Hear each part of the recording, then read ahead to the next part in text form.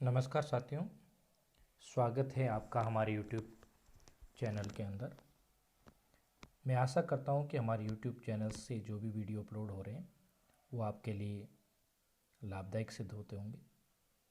परंतु प्राय मेरे को देखने में ये आया कि आप अक्सर वीडियोस को पूरा ना देख के बीच में स्किप करके और कंप्लीट कर देते हैं या एंड तक चले जाते हैं। उससे आपको जो वीडियो का हमारा लक्ष्य है, उद्देश्य है, उस उद्देश्य को पूरा आप नहीं कर पाते हैं और पूरी जानकारी भी नहीं मिल पाती। तो मेरा ये विनम्र निवेदन रहेगा कि आज आप इस वीडियो को पूरा एंड टू एंड तक देखें और चैनल को भी सब्सक्राइब करें, वीडियो को लाइक और शेयर ज़रूर करें जिससे हमें मोटिवेशन मिलता रहे।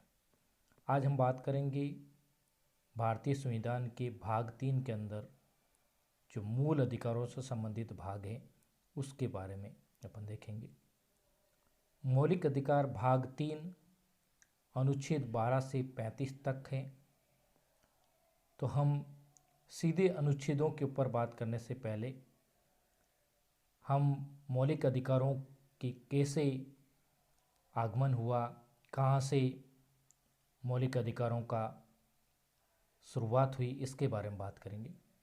तो सबसे पहले भाग 3 को भारतीय संविधान का मैग्ना कार्टा कहा जाता है। मैग्ना कार्टा 1215 में इंग्लैंड के राजा द्वारा इंग्लैंड की प्रजा को दिए गए अधिकारों का नाम है।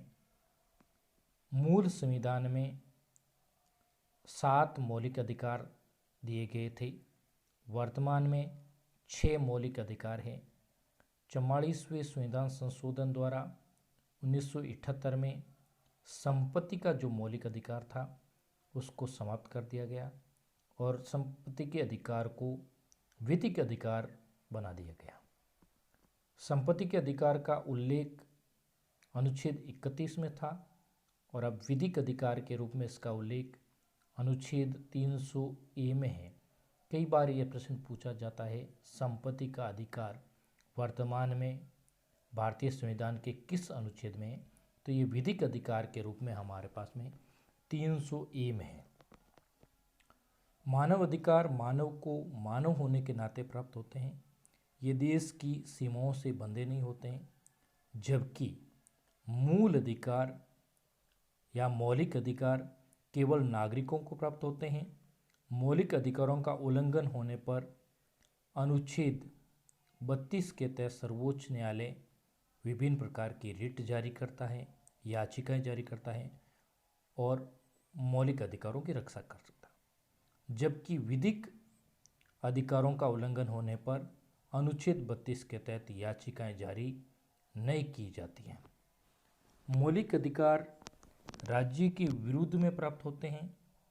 इस कारण से मौलिक अधिकारों की जो प्रकृति है वो निषेधात्मक होती है।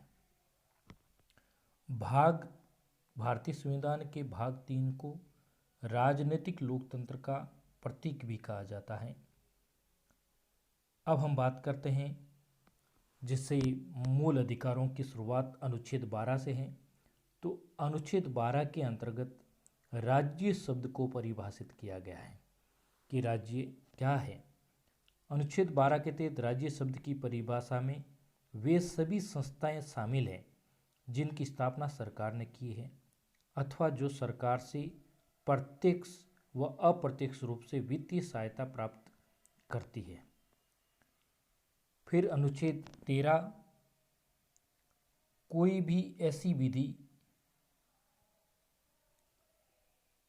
जो इस संविधान को लागू होने से पहले बनाई गई हो और वह आज भी लागू है, यदि उस विधि की कोई धारा असंगत है तो धारा समाप्त हो जाएगी।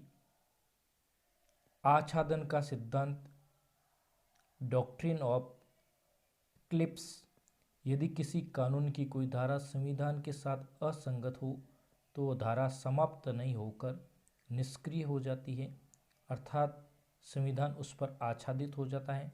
इसे आच्छादन का सिद्धांत कहते हैं। पृथक्करण, यदि किसी विधि की कोई धारा संविधान के साथ असंगत है तो केवल वह धारा समाप्त होगी, न कि पूरी विधि। अनुच्छेद 13(2) कोई भी ऐसी विधि इस संविधान के लागू होने के पश्चात बनाई गई है, यदि संविधान के साथ असंगत है तो उसे समाप्त किया जा सकता है। अनुच्छेद 13(3) में ये बात की गई है। इसके अंतर्गत विधि शब्द को परिभाषित किया गया है कि विधि क्या है, विधि में क्या क्या आता है। इसके तहत संसद, विधानमंडल द्वारा बनाए गए कानून, अध्यादेश, आदेश, अधिसूचना, परिपत्र, नियम, विनियम आदि सम्मिलित होते हैं। अनुच्छेद 13(4) में संविधान संशोधन की विधि शब्द की परिभाषा में नहीं आते। ये अनुच्छेद बाद में जोड़ा गया था। संविधान संशोधन विधि शब्द की परिभाषा में नहीं आएंगे या नहीं आते हैं। ये मूल संविधान में अनुच्छेद 13(4) का उल्लेख नहीं था। 24वें संविधान संशोधन द्वारा 1970 में इस धारा को जोड़ा गया था, इंदिरा गांधी के समय। आगे हम बात करते हैं हमारे मूल अधिकार में पहले मूल अधिकार समानता के अधिकार की, जिसका विवरण हमें मिलता है अनुच्छेद 14 से अनुच्छेद 18 तक। ये कुल 5 अनुच्छेदों के अंदर हमें पहला जो मूल अधिकार है समानता का अधिकार, उसका विवरण प्राप्त होता है। अनुच्छेद 14, कानून के समक्ष सभी व्यक्ति समान होंगे अथवा कानून का समान संरक्षण होगा। कानून के समक्ष समानता का ये तात्पर्य है कि कानून सभी व्यक्तियों और वर्गों के लिए एक समान है, लेकिन ये एक नकारात्मक अवधारणा है। कानून का समान संरक्षण का ये तात्पर्य है कि समान लोगों के साथ समान व्यवहार किया जाना चाहिए। इसका ये भी अर्थ है कि सकारात्मक भेदभाव किया जा सकता है। यह अवधारणा अमेरिका से ली गई है। भारत में इसे आरक्षण तथा अमेरिका में इसे सकारात्मक कार्रवाई, अफर्मेटिव एक्शन कहा जाता है। उसके बाद में अगला अनुच्छेद, अनुच्छेद 15(1) राज्य किसी भी व्यक्ति के साथ धर्म, जाति, मूल वंश, लिंग तथा जन्म स्थान के आधार पर भेदभाव नहीं करेगा। याद रखने योग्य हैं, इसमें 5 बातें जो बहुत महत्वपूर्ण हैं और कई बार प्रश्न प्रतियोगिता परीक्षाओं में पूछा जाता है। राज्य किस किस आधार पर 15(1) के अनुसार भेदभाव नहीं करता है या नहीं करेगा? धर्म, जाति, मूलवंश, लिंग तथा जन्म स्थान।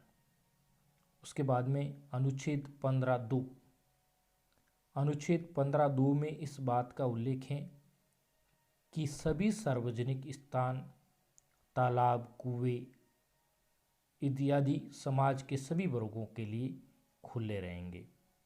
उन पर आराम से समाज के सभी वर्ग आ जा सकते हैं, उनका उपयोग कर सकते हैं। सार्वजनिक स्थानों पर किसी प्रकार का भेदभाव नहीं किया जाएगा। नेक्स्ट अनुच्छेद, अनुच्छेद 15(3) राज्य स्त्रियों और बच्चों के लिए विशेष प्रावधान कर सकेगा। 15(3) में राज्य स्त्रियां और बच्चों के लिए विशेष प्रावधान कर सकेगा, इसकी विशेष व्यवस्था की गई है। अनुच्छेद 15(4) राज्य अनुसूचित जाति व अनुसूचित जनजाति, SC और ST तथा सामाजिक और शैक्षणिक दृष्टि से पिछड़े हुए लोगों के लिए शिक्षण संस्थाओं में प्रवेश हेतु विशेष प्रावधान कर सकेगा। शिक्षण संस्थाओं में जो आरक्षण की व्यवस्था की गई है वो इसी अनुच्छेद के द्वारा की गई। अनुच्छेद 15(4) के द्वारा राज्य शिक्षण संस्थाओं में SC, ST और OBC सामाजिक शैक्षणिक दृष्टि से पिछड़े हुए जो लोग हैं उनके लिए शिक्षण संस्थाओं में प्रवेश हेतु विशेष प्रावधान कर सकेगा। इसी के संदर्भ में नोट करने योग्य बात है, चंपाकम दोराइजन बनाम मद्रास राज्य 1951 के मामले में सर्वोच्च न्यायालय ने जाति के आधार पर दिए गए आरक्षण को रद्द कर दिया था। ऐसी स्थिति में प्रथम संविधान संशोधन द्वारा 1951 में उपयुक्त धारा को जोड़ा गया था। ये 15/4 को 1951 में प्रथम संविधान संशोधन द्वारा जोड़ा गया था। प्रथम संविधान संशोधन 1951 द्वारा अनुच्छेद 15(4) और साथ ही 9वीं अनुसूची आदि जोड़े गए थे। 15(5) इसके तहत उच्च शिक्षण संस्थानों में अनुसूचित जाति, जनजाति तथा पिछड़े वर्ग के लोगों के लिए प्रवेश में विशेष प्रावधान किए गए थे। यह अनुच्छेद भी मूल संविधान में नहीं था, इसको भी बाद में जोड़ाया गया था। 93वें संविधान संशोधन द्वारा 2006 में उपर्युक्त धारा को जोड़ा गया था। अशोक कुमार ठाकुर बनाम भारत संघ 2007-8 के मामले में इस संविधान